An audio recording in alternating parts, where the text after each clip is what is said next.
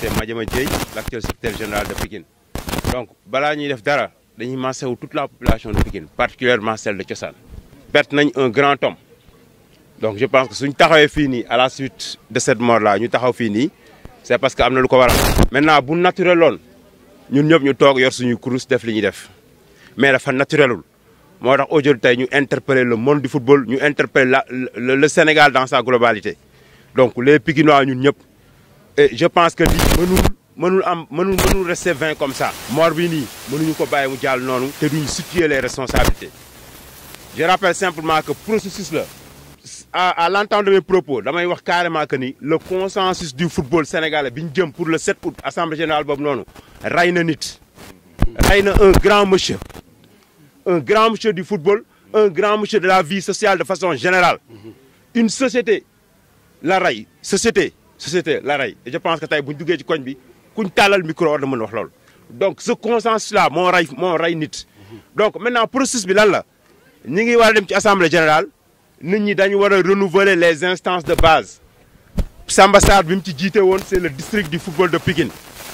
mu diriger district boobu noonu ñuy dem ci assemblée générale. Convoqué assemblée générale bi avec tous les clubs du département de Pikine ñu def li ñuy def sous l'égide de Boysi et Amadou Kanu nawetaan ñooñu ut seeni pion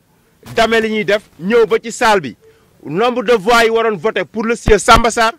ñooñu ñu fexe ba telle sorte que ñaar voté wuñ ci ñu gagné ko 9 voix contre 8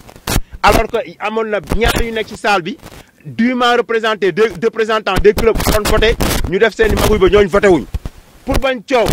démocrate qu'il est légaliste qu'il est le légaliste qu'il est mu génn avec ses ñu encore ñu def recours on a fait 2 recours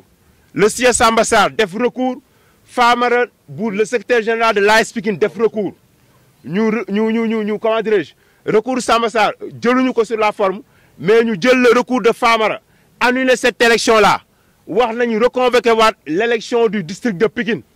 ñu defaat les convocations en bonne et en due forme envoyé ko à tous les clubs nit ñi préparé ko Boysi Amadou Kane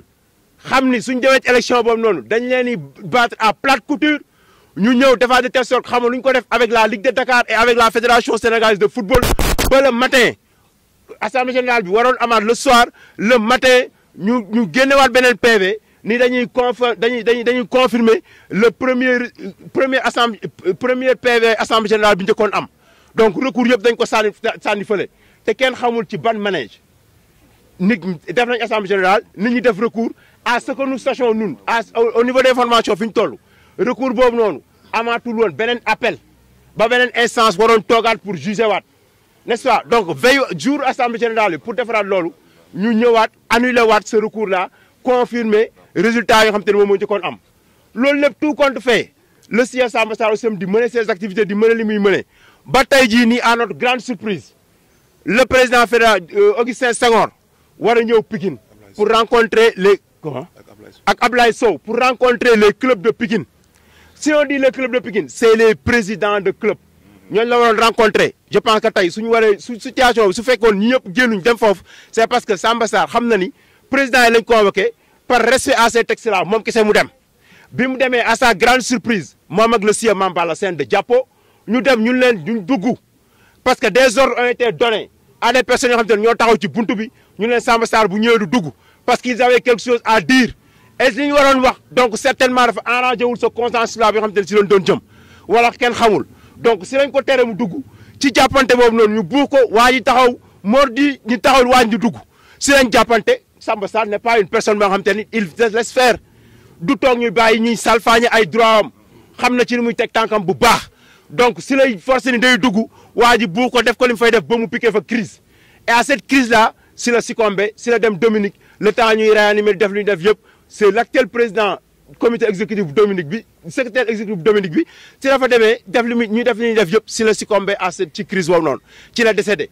loolu moom mooy processus bi donc ñu jox ko une convocation en bonne et en due forme mu ñëw kenn xamul ban pexe ak yan wax la Boysi ak ñi nga xam te ne ñoo doon organiser cette rencontre là devant recevoir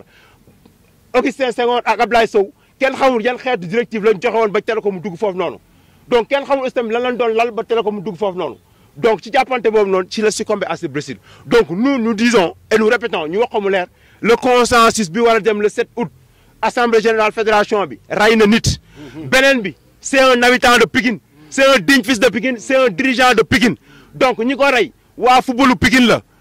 Et quand je parle du football de Pikine mooy ñi nga xamante ne ñoo yaakaar ñoo téye football bi te téyewuñ ci dara mooy le nawetaan l'instance le cadre le plus bas ci organisation footballistique bu Pikine bi mooy boy si ak ñoon ñoo def xam lu ñu def ba joxe ordre ba lii am fi. Donc nous tenons pour responsable ces responsables du football là ñi def dox consensus bi ak waa ODCAV bi sous l'égide de le président muy Amadou Sy nous le tenons responsable. Donc lii dañ koy élucider si nii wala ci nële la jeunesse de Pikine particulièrement celle de Pikine Ouest et particulièrement celle de Thiossane dañuy taxaw à bras le corps mener ko ak toutes les personnes éprises de justice pour que lii ñu tire ko au clair. Il n'est plus question dans ce pays là ñuy taxaw nit ñi leur bon vouloir li ñu bëgg ñuy salfañe ak yelleef doomu aadama yëpp après ñu tëla ko noonu ñu dem nit ñi duñu ménager aucun effort lépp lu ñu sentir dañu ko def taxaw utiliser tous les voies et moyens pour que lii ñu élucider ko. Le corps du défunt mi ngi fii ci mosquée bi dañu demander humblement à sa famille ñu ñaan leen rek ñu may ñu quelque temps ñun bu ñu jógee ci point de presse bi la première des choses le premier acte à faire mooy dinañ introduire une plainte contre l'ODCAV de Pikine et sa personne morale muy Amadou Sy dinañ introduire une plainte contre les dirigeants de ce football là pour que nit ñi tirer lii au clair. Donc c'est ça l'objectif ñu tirer au clair ñu situer les responsabilités parce qu'on n'a pas perdu une personne comme ça nous avons perdu une âme li ñu perte fii à Pikine on a perdu une âme et sous peu dinañ ci xam dara certains dinañ tëb dinañ et cetera mais nous avons perdu une âme et nous leur disons à partir de cet instant là que la jeunesse restera debout fi Samba Sarr doon xeex teg fa tànkam on yotaa luñ ko teg suñ tànk et j'en appelle à toute la population duñu gën a gore c'est pas possible que tey Samba Sarr mu wàcce fi une famille moom mu ñuy gën a gore il a lutté non pas pour subvenir aux besoins de sa famille parce que gérer na loolu mais il a lutté pour ñëw taxaw aux intérêts des populations tey ci loolu la nekkoon dans la vie de tous les jours ces activités familiales trucs comme ça da koy teg ne di œuvrer pour le bien-être des populations de Pikine donc tey loolu su amee dama ni moom du ñu gën a gore